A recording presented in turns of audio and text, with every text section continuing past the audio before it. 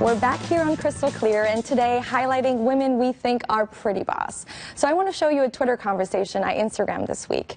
Anne with the handle @Voldemort tweeted at Emma Watson, aka Hermione, and feminist wizard icon with a problem.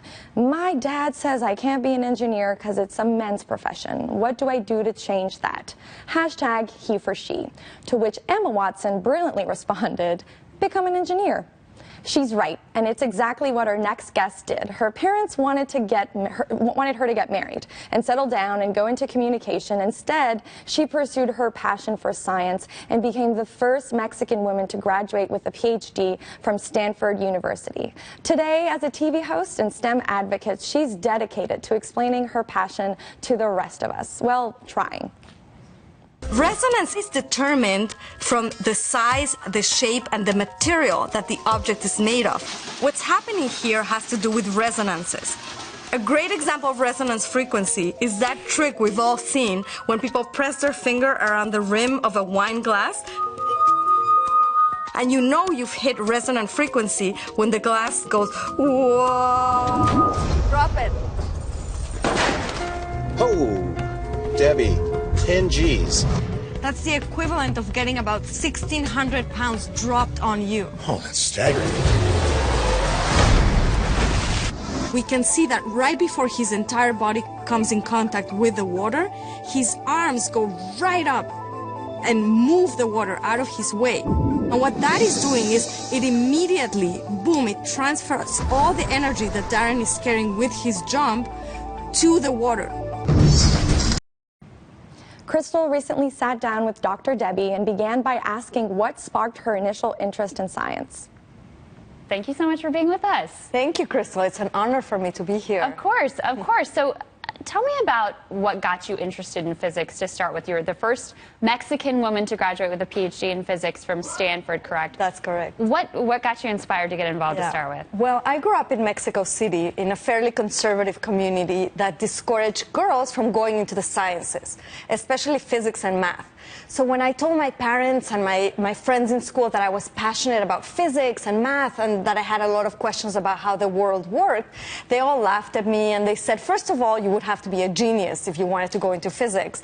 Second of all, that's not a career for girls, so you better pick something a little bit more feminine, like communications or something. And then my parents expected me to get married fairly young and stay in Mexico City.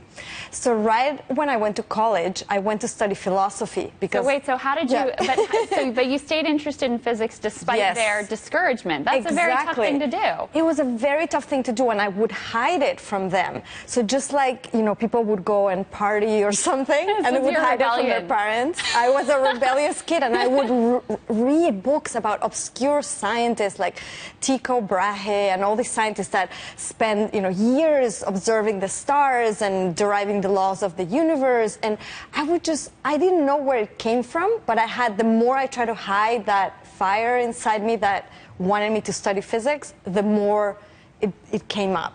So you went to college and you said you're starting in philosophy. I started in philosophy because I wasn't allowed to do physics. That was feminine enough for your parents? Exactly. It was sort of innocuous. It wouldn't hurt anybody.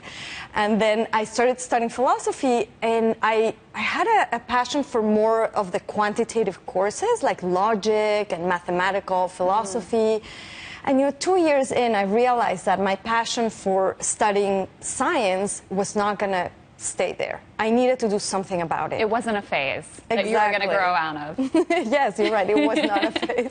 So I applied to schools in the U.S. where I had learned that you could study many different topics at the same time, like pick a major but still take other courses, which in Mexico you couldn't do. And I was very fortunate to win a full scholarship from Brandeis University in Massachusetts to attend for only 2 more years, because I was a transfer student, to finish my BA in philosophy. But I get to Brandeis, and I get the courage to take a course in astronomy. Very, you know, non-math, very generic course. And I just fall in love with what they're teaching. And I become friends with a teaching assistant, a man from India by the name of Rupesh. And Rupesh believed in me, and he saw that my eyes would light up every time that I went to, talk about the homework problems.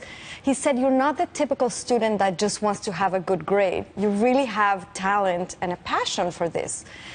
And we walked down in Harvard Square one day, and my eyes, were teary, and I just looked at Rupesh. I didn't think I had the courage, but I said, "I just don't want to die without trying, without trying to do physics." Wow.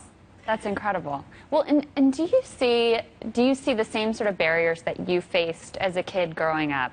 Do you see girls, women in this country facing some of those barriers as well? Absolutely, Krystal. I think it's really sad to me that we are still in today's age facing the stigma against women in technology, in science, in engineering. Things are definitely getting better. And we have a lot of initiatives and projects that are helping these young women create their own companies, becoming tech stars, etc. But still, I think it's quite prevalent in all the initiatives that I'm trying to help, that the parents are still, and the older generation still has a little bit of reticence to allow their daughters to go into that. I think there's a subtler message, right? Your parents were directly saying to you, like, science is not okay for a girl. Exactly. I don't think most girls in the U.S. are getting that message, Exactly. but they're getting all these subtle signals from society. They don't see women scientists prevalently, so they're getting these signals from the time that they're young. They feel like girls just aren't good at math, girls just aren't good at science. So how do we reverse that trend? I think the point that you just made is excellent, because it's easier to fight the more obvious discrimination. Right. When my parents said don't do it, it almost made me even more rebellious. And I could fight it because it was, immediately I came to the US and people said, you're great at science, so go ahead and do it. But the subtle messages, the things, in the media, and the messages that young women are getting today, that there are certain things that are not for them. Like, you don't see commercials with girls, learning about cars and how to fix electronic products. And this is stuff that, although maybe many people don't like it, I loved doing when I was very young.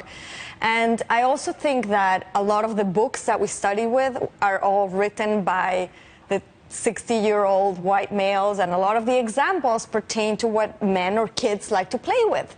So I have a plan to teach a whole curriculum of science that's based on what girls like to play with. That's incredible. And what about so you're Debbie, you get your PhD in physics or math or computer science, and you enter the workforce. Yes. And it's a male-dominated workforce. What is the treatment like there? There's actually a new report out showing that women are not going into tech jobs not because they don't have the skills, but because they find it off-putting, the culture there, and they feel like outsiders when they do get those jobs. Have you found that to be the case? Absolutely. There's a great study that was done at NYU that said that women in the workplace, especially in STEM, executive women cannot be perceived as both likable and competent. They often have to choose between one or the other. Right. So you normally think of a very competent woman. If you ask her colleagues, they're going to say, "Oh, she's so difficult to work with." But if she's likable and sweet, then nobody would respect her. And it's definitely very difficult to navigate. And I encountered in my career moments where I was either not taken seriously because I was a woman, or I would come with my colleagues into a client meeting and I would immediately be assumed to be the assistant to the boss or something like that. You're like, no, I'm the one in charge. Yes. Well, tell us about Outrageous Acts of Science. Tell us about your show. So Outrageous Acts of Science is an amazing show that tries to show people that physics and science is not just some complicated equation that should be on a blackboard in some school, but it's actually part of our everyday life. So what we do is we take YouTube videos of people doing crazy things like jumping off of buildings, and don't try it at home, but doing all sorts of amazing feats, and we're a group of scientists that explains how is it that they're able to do these things. And we're on our 3rd season now. It's on Discovery Channel everywhere else in the world, and in the US it's on the Science Channel. We've done 2 series already, and you can catch reruns all the time, but the new season starts on February 2015. Excellent. We will definitely be looking for that. Moms, that may be a way to get your daughters and your sons into science. Deborah Berebichez, thank you so much. Thank you.